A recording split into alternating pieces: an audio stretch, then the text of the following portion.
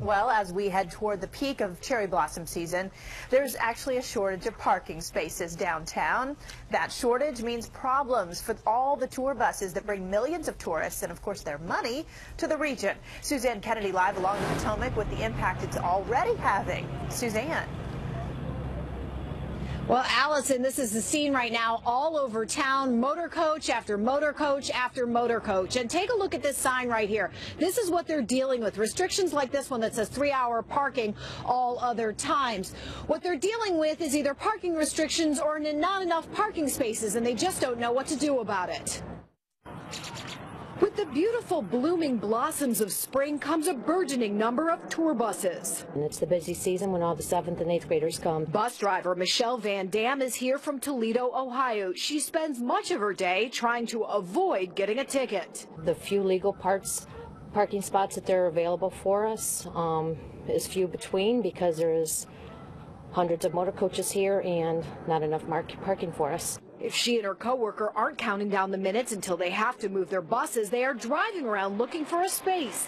That means hours going in circles and money out of their pockets for gas.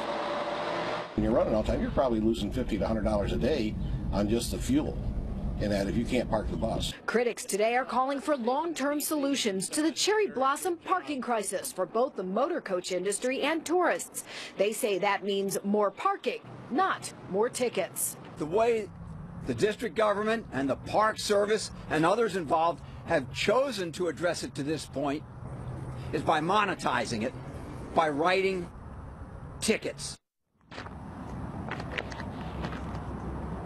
The D.C. Department of Public Works, which hands out tickets in the district, says it tries to increase access by encouraging turnover in this area. That means that they monitor it closely and encourage people to move along when their time is up. As for the buses, they say they need to park at RFK Stadium, but the bus drivers say that's just too far away. They can't manage their pickups and get back and forth to RFK Stadium. Authorities are just hoping that some sort of a solution could come up, and that doesn't mean more ticketing.